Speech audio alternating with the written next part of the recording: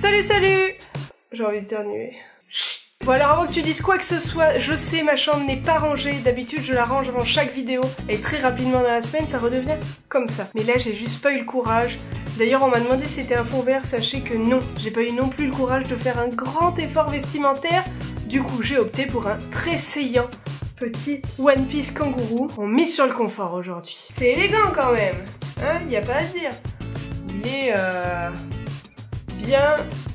est bien trop grand. Mais bon, on a dit le confort. Parce que oui, aujourd'hui m'arrive un truc que je déteste et qu'en général tout le monde déteste, qui est que... Je suis malade, parfaitement malade. Et j'ai tout le kit. Balle à la gorge, les yeux qui piquent, balle à la tête, les courbatures partout. Et le pire pour moi, avoir le nez bouché. Écoute un peu.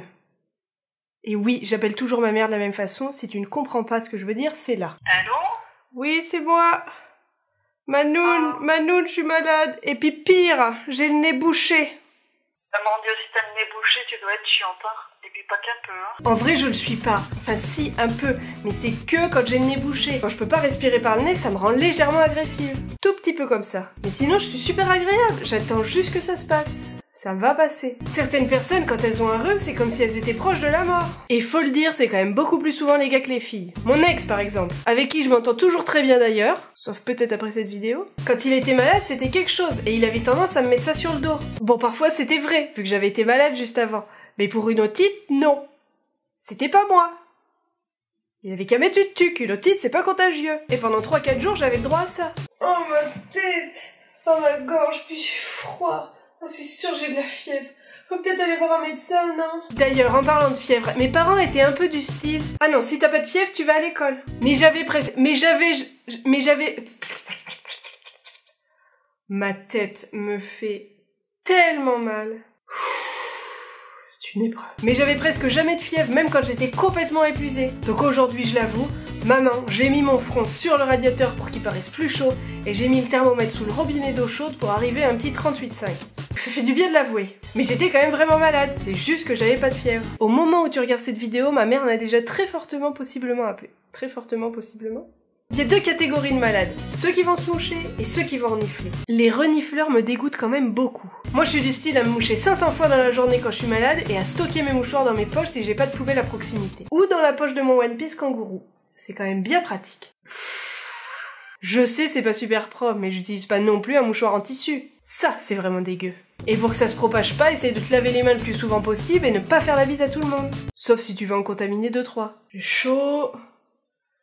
J'ai froid dans 2 minutes... J'ai tendance à faire confiance à mes anticorps et à me dire que ça va passer, donc je me soigne en général en cachet pour la tête. Et quand j'ai le nez bouché, je vais utiliser ça, le Vicks Vaporub. C'est le seul truc que je vais utiliser pour me déboucher le nez, parce qu'il est hors de question que j'utilise ceci pour me déboucher le nez. J'ai subi ça en étant enfant et plus jamais j'utiliserai ça.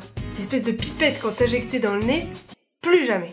D'ailleurs, quand tu pars vivre à l'étranger et selon ton visa, le pays dans lequel tu vas aller va pas forcément te prendre en charge niveau assurance et il va te falloir une assurance privée. D'une, c'est obligatoire avec certains visas, même si quelques-uns arrivent à passer à travers les mailles du filet. Et de deux, t'es vraiment mieux de prendre une assurance parce que tu es pas à l'abri qu'il t'arrive quelque chose. Ici, avec les moins 40, plus 40, la clim, le chauffage, la glace dans les rues l'hiver, etc., il peut très vite t'arriver quelque chose. Et ta consultation sera remboursée par ton assurance. Par contre, si t'en prends pas et qu'il t'arrive quelque chose, ce sera toute ta poche. Il a fallu seulement 30 secondes à ma coloc un dimanche soir pour ouvrir un avocat, se planter le couteau dans la main et se sectionner le nerf. Et ça lui a coûté 9000 $. Je peux te dire qu'à ce moment-là, elle était vraiment heureuse d'avoir une assurance expatriée qui prenne tout en charge. Parce qu'il faut quand même arriver à les trouver les 9000 $ à ce moment-là. Alors ne déconne pas, prends une assurance. Tu sais pas ce qui peut t'arriver ici. J'espère qu'il te arrivera rien, mais ça peut arriver quand même. Moi je touche du bois. C'est pas du bois. Ok. En tout cas, moi, là, le seul avantage que je vois être malade, c'est que je vais pouvoir rester toute la journée dans la tenue la plus confortable que j'ai et que je vais pouvoir regarder toute la journée des films et des séries. Et c'est ce que je vais aller faire tout de suite, alors je te dis à samedi prochain pour une nouvelle vidéo. Donc en attendant, tu peux y mettre un petit pouce en l'air. Pareil que ça aide à guérir, alors sois sympa. Tu peux aussi partager, commenter, me retrouver sur mes différents réseaux sociaux et t'abonner. Sinon je viens et je te refile ce que j'ai. Allez, bisous bisous. Allez les anticorps, on se bouge. La colocation, c'est ne jamais être seul chez soi. C'est râler quand ton coloc a terminé le rouleau de papier toilette et qu'il en a pas remis un nouveau. Ou qu'il a laissé ça. J'aurais dû le mettre dans les trucs qui m'énervent, ça. C'est pouvoir faire de gros parties. Et si on fait trop de bruit, pouvoir partager le prix de l'amende.